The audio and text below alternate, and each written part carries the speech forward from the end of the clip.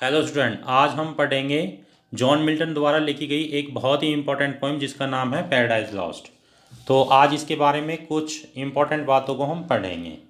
Student, paradise lost की बात मैं करूं तो पैराडाइज लॉस्ट जॉन मिल्टन का एक मास्टरपीस था जिसे इन्होंने ग्रांड स्टाइल में लिखा था। और स्टूडेंट, यह एक एपिक पोएम है जिसको ब्लैंक वर्स या ग्रैंड स्टाइल के अंदर मिल्टन ने लिखा था। और स्टूडेंट, इस पोएम को मिल्टन ने 1665 में लिखा था और ये जो पोएम पब्लिश्ड हुई थी ये आपकी 1667 में पब्लिश्ड हुई थी। तो स्टूडेंट, यदि इसके पब्लिकेशन की बात करें तो स्टूडेंट यह पोएम 1667 में पब्लिश्ड हुई थी।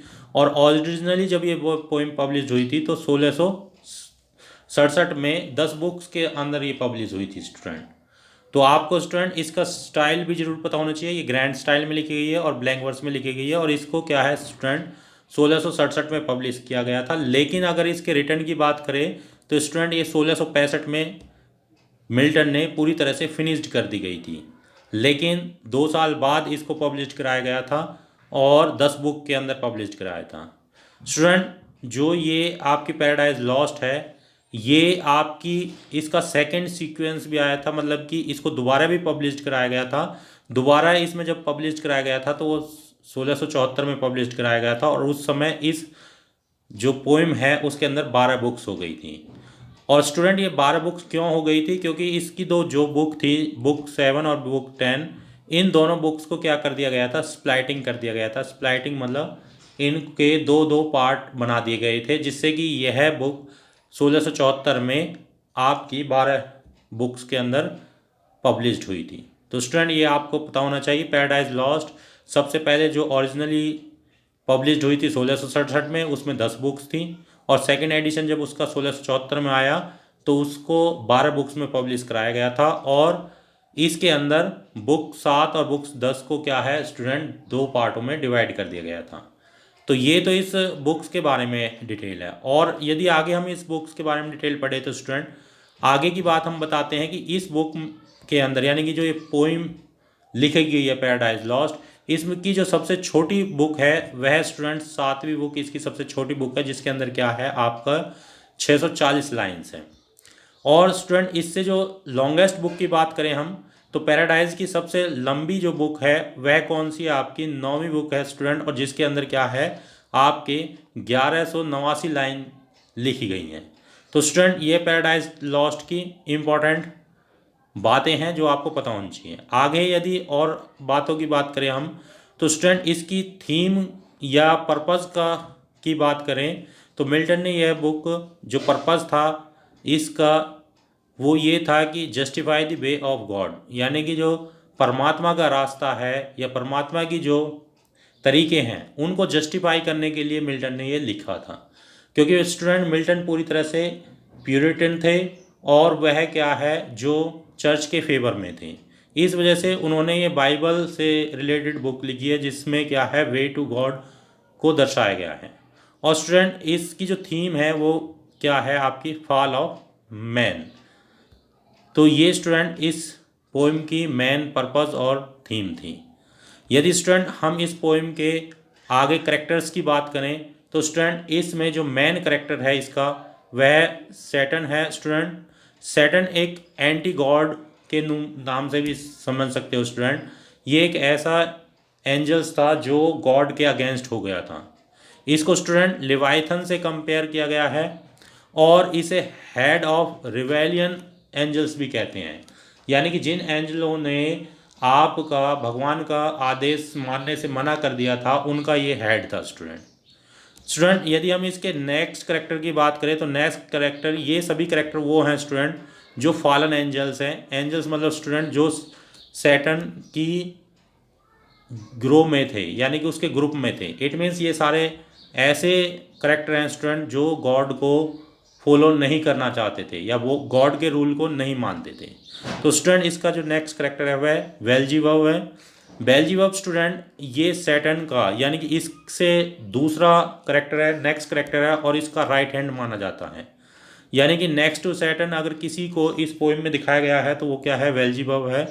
और बेल्जीबब को स्टूडेंट सैटर्न का क्या है एक राइट हैंड माना जाता है, कि वह सैटर्न का सारी बातों को फॉलो करता था। इसका नेक्स्ट करेक्टर स्टूडेंट मॉलेज है। मॉलेज को एक हॉर्फाइड किंग और जो कि ह्यूमन सेक्रीफाइस के नाम से भी जाना जाता है, क्योंकि वह smeared blood with of human sacrifice, इसके नाम से इसे जाना जाता है। नेक्स्ट जो करेक्टर है स्टूडेंट वेलियल है।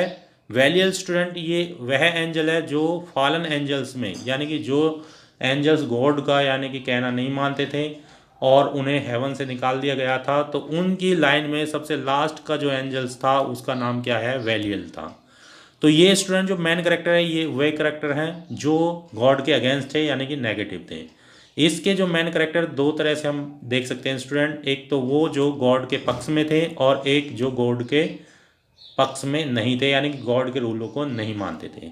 तो स्टूडेंट ये सारे करेक्टर वह हैं जो गॉड के रूल को नहीं मानते थे, और इनमें से सबसे मेन जो है आपका सैटर्न है, जो इस पोइम का हीरो भी कह सकते हो आप इसको, और अगेंस्ट टू या रिवाइवल कह सकते हो या फिर अगेंस्ट टू गॉड भी कह सकते हो। ये ऐसा इंसान था जो हेवन में गॉड के रूल फॉलो करने की बजाय क्या है, ये हेल में रहना पसंद करता था।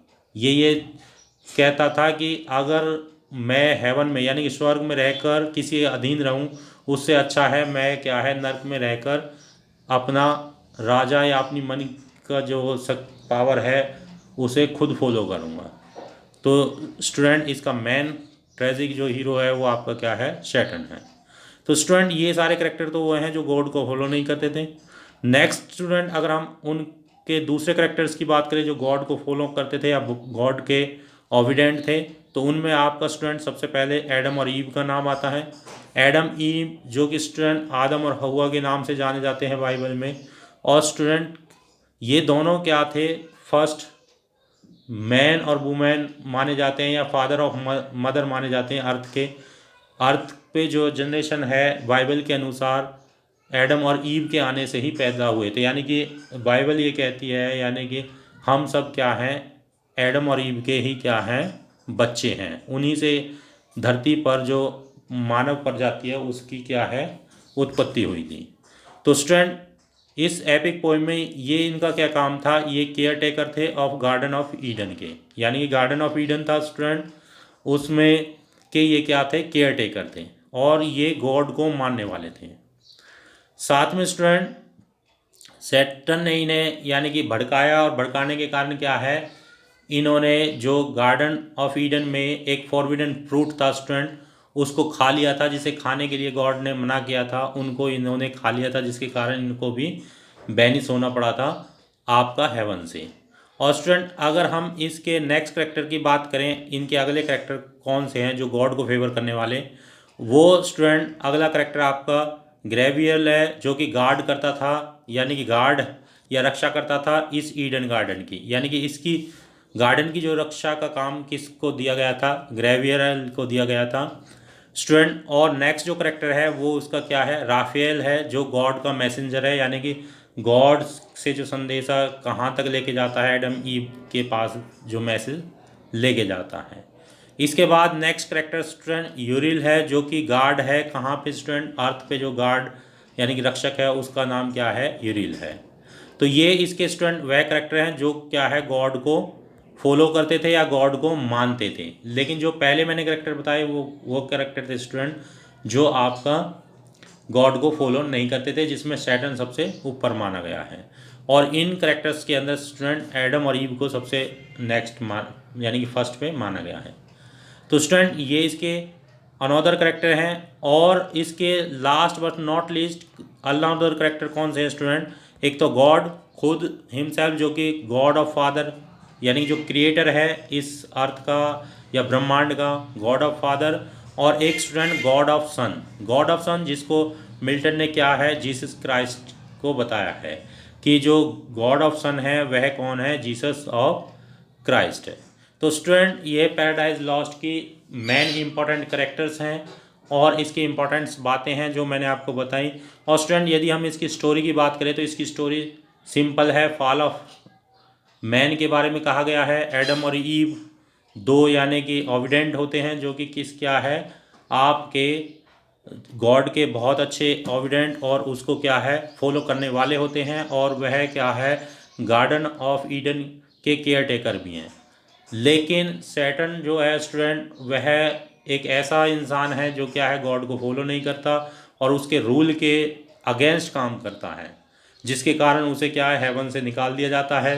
साथ में स्टूडेंट गार्डन जो जो सैटर्न है वह और भी एंजल्स को भड़काता है, और क्या है इसने एडम और ईव को भी क्या है अपने जाल में फंसा लिया था, और उनसे क्या है फॉर्ड जो ये गार्डन ऑफ ईडन में एक ट्री था, फ्रूट उसके अंदर एक फ्रूट लगा हुआ था जिसका नाम क्या था फॉरबिडन फ्रूट, उसको इन्होंने क्या है खा लिया था, चख लिया था, जिसके कारण इनको भी सज़ा सुनाई गई थी। तो स्टूडेंट इसकी मेन थीम या मेन स्टोरी यही है, और मेन करेक्टर्स जो मैंने बताए हैं ये वाले हैं। स्टूडेंट इनसे क्वेश्चन हमेशा 100% पूछा जाता है, इसका स्टाइल वगैरह पूछा जाता है, और ये एपिक पोइम है इसके बारे में पूछा जाता है, कब लिखी गई थी। ये सारी बातें जो भी मैंने बताई हैं इंपॉर्टेंट बातें हैं। स्टूडेंट होप आपको यह वीडियो पसंद आई होगी। और स्टूडेंट इससे पहले अगर आपने जॉन मिल्टन के बारे में नहीं पढ़ा है तो मैंने एक वीडियो बनाई है जिसका डिस्क्रिप्शन आपको लिंक में मिल जाएगा, आप वह वीडियो भी देख सकते हैं। स्टूडेंट अगर पसंद आया हो तो चैनल को सब्सक्राइब करें और क्या है वीडियो को शेयर करें। Thank you student.